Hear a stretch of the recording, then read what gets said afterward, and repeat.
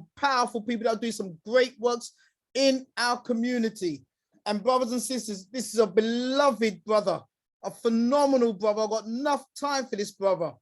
This brother's Rudi Lickwood. His whole family just seems to be amazing.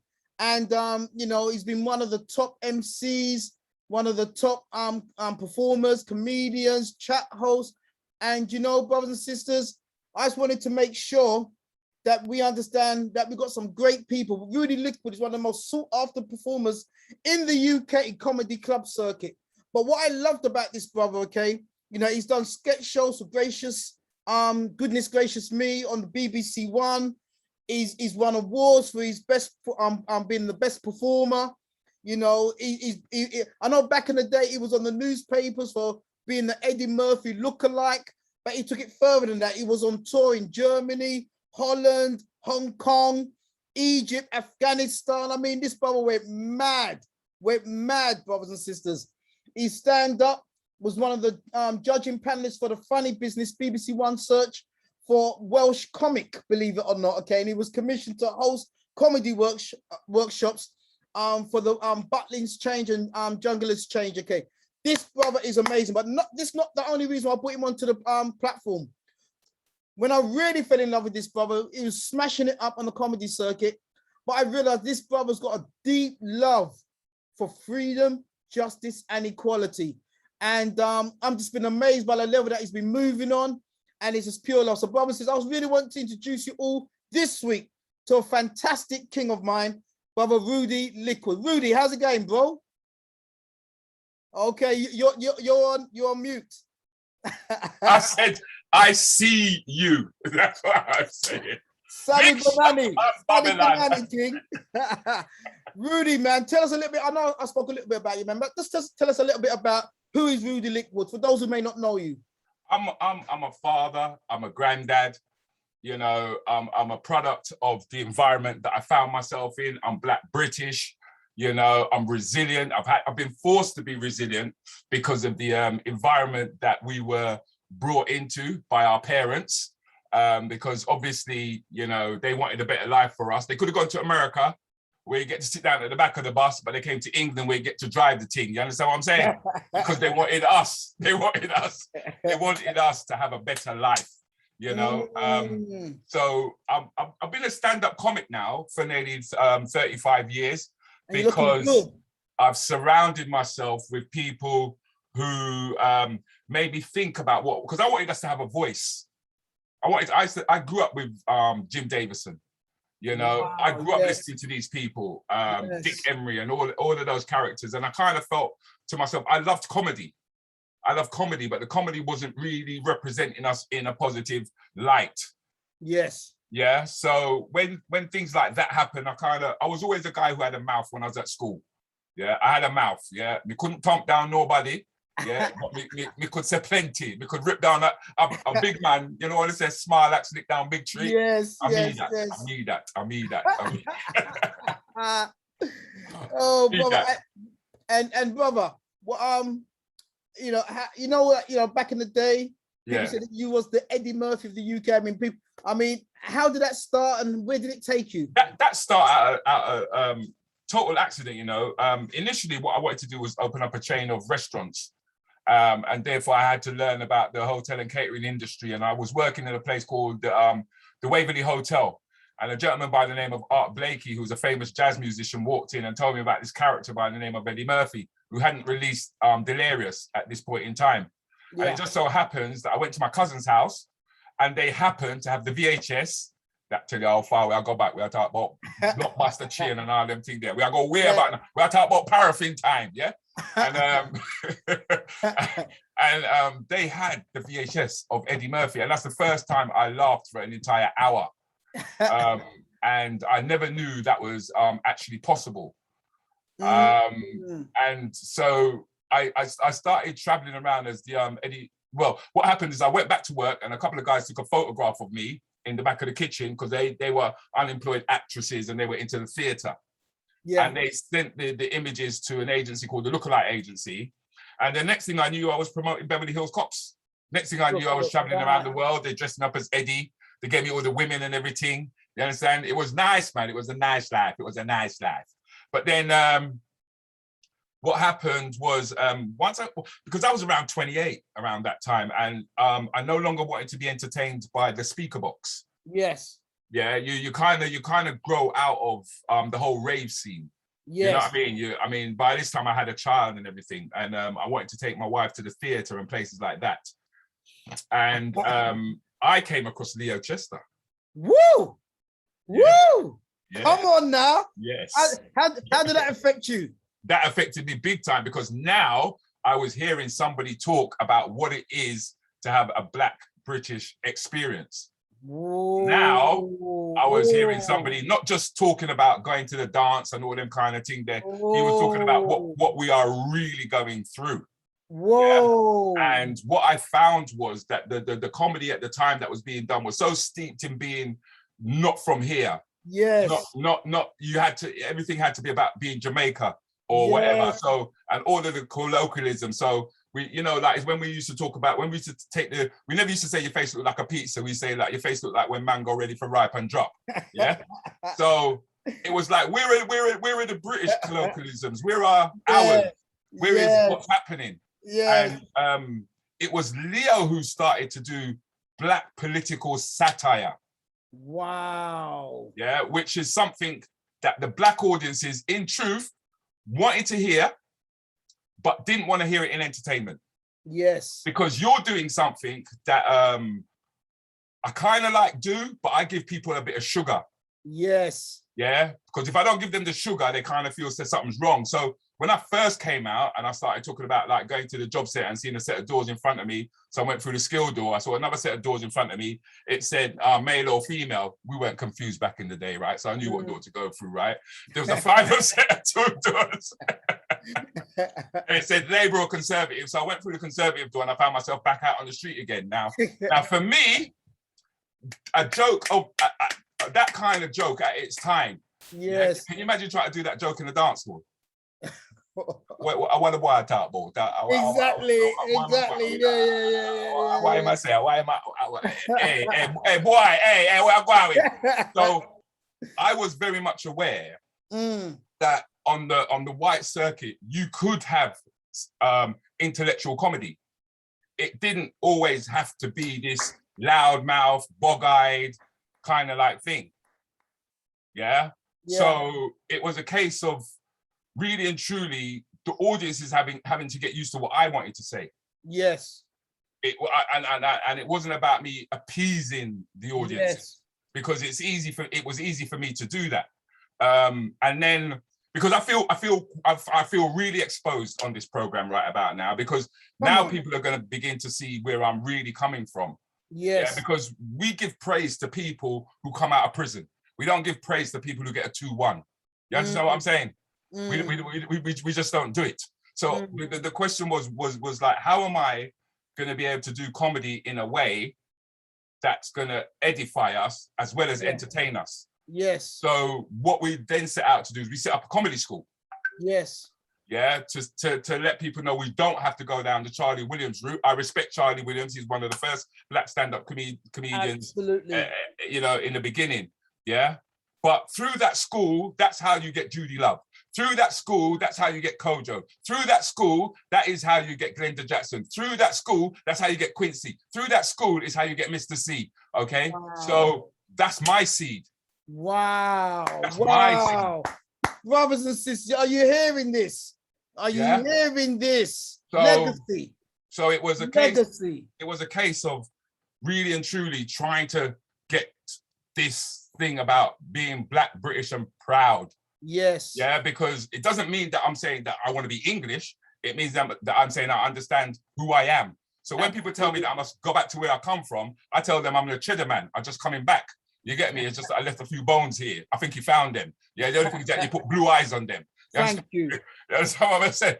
So, so when I say I feel exposed, because now I'm going to tell you where I'm getting my truths from. Yeah. So this is where I'm getting my truths from. Oh gosh. Okay. This is where I'm getting my truths from. Gosh. Yeah.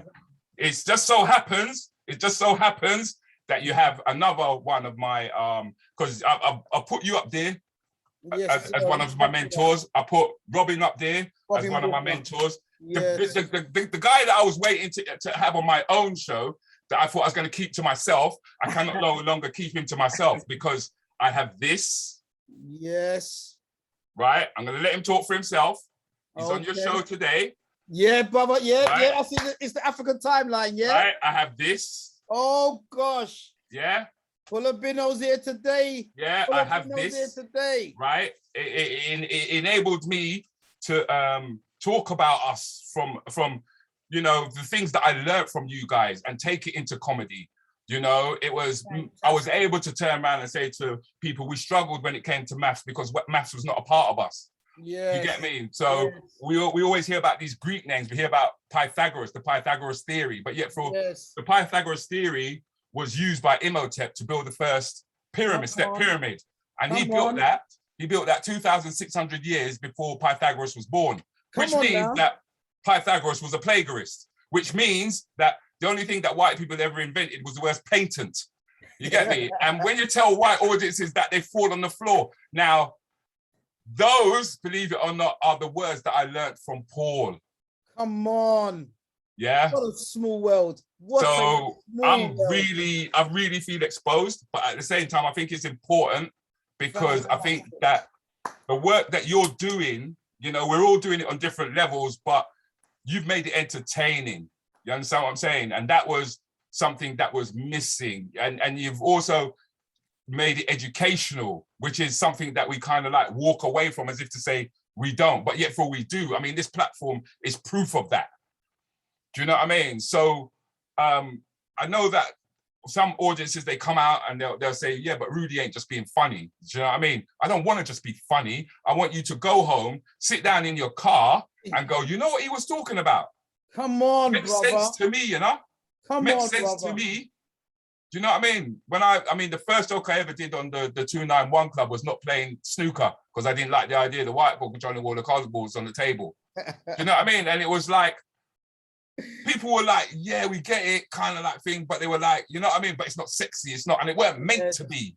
It's not meant to be. It wasn't meant to be. You've got Jackie Mason, who is a Jewish comedian, and they give him the highest of applause. You get me? You got Mark, you got Mark Thomas, you got all of these British comics who we see sitting on these platforms like they're highly educated. You know what I mean? And they just want us to play these bog standard roles, you know what I mean? And that's one of the reasons why I never capitulated to this. Brother Rudi, just to say to you, brother, man, because you know the texts are coming in, and Sister Calder Stapleton says, real talk, my king. Sister Carla, true talk, Rudi. Carla again, it said, I must get that timeline. It's on its way. Just listen. The timeline, beloved. And other people say, yes, we remembered now the 291 Club. Yes, they all remember. Melissa says, Rudi, keep it real, man. And Sister M Queen, revolutionary sister, says, you know, go on, Rudi, big talk. And Marcia says, absolutely time to end the cooning. So you're a bit of core there, brother, with us. But before we move on, King, time tonight. Please, brother, let us know about what you're doing now in terms of the rants and bants, because you're doing some great stuff there, brother, and you're keeping it on such a professional level. Just let us know how we can keep in touch with you, and where can we find out more about the rants and bants? Well, the best thing that you can do is you can go to www.lickwood.co.uk, because during the pandemic... One more time, Rita's going to get that down. One more time. It's www.lickwood.co.uk. Because what happened was when we had the pandemic and I found myself back at home, it was a case of what was I going to do? So I ended up setting up four platforms. There was the Rants and Bants, which was an early morning conversation about what was going on during the week from a Black perspective, right? So you can imagine that Bill Gates as well as Facebook didn't too like what I had to say. Yeah. Yeah. Right? They were kicking me on and off all the time. But facts are facts as far as I'm concerned. And then I kind of realized that we used to have this program called, This Is Your Life. Yeah. Right? Where they used to interview celebrities and that, but we didn't have our own.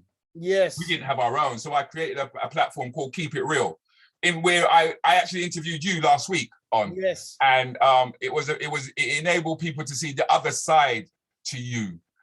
Because we always see you presenting, but we don't know who you are to a certain extent.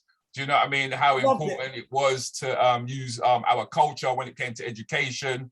Do you know what I mean? Why is it Andrew is the way that he is? Because this guy used to loaf, you know. This guy was a loafer back in the day. Proper little strege boy, yeah? But he learnt. Teachers. I didn't mean to, but this was the side that Andrew allowed us to see.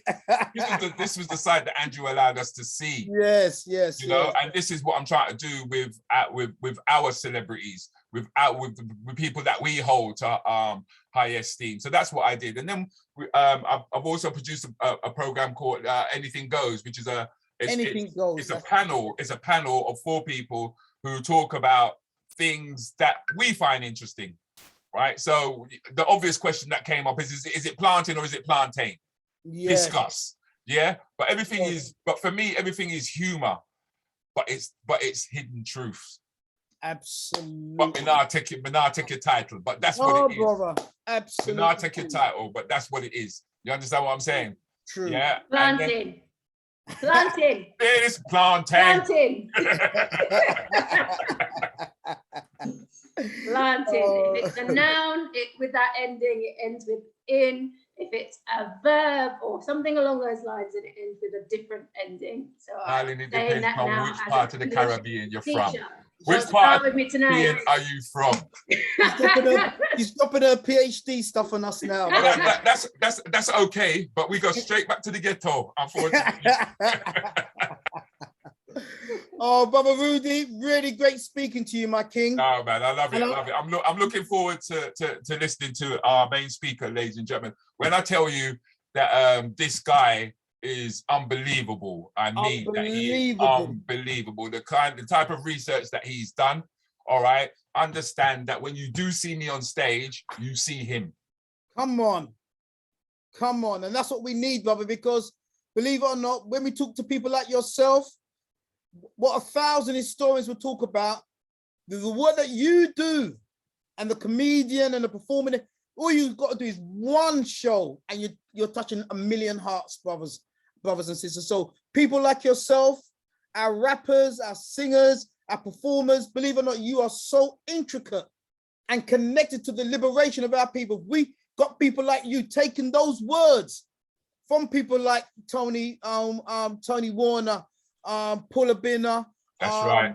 You know, Robin Walker, yourself, Leon, myself. Yes, man. That's the aim. You put it in your own ways. That's what your gift is in now, brother. And make that world be entertained with it by dropping the seeds of knowledge, wisdom, and understanding. Rudi, we love you, King. Keep up the great show. Keep up the great works. And we thank you for being a top-class performer, but at the same time, not forgetting your roots, not forgetting the struggle carries on, and that we are is because I am, and I am is because we are. We thank you for that, King. That's cool, bro. That's cool. One love. Brothers, I see all of you. I see you. Oh, by the way, congratulations on losing 12 pounds. Oh, I've got to say that. I've got to big you up because it must have been quite hard putting the shopping down and then realizing that you lost all that weight. Well done. Well done. Fantastic. Brothers and sisters, as we said, Brother Rudi Lickwood is available. He's got his own show. Please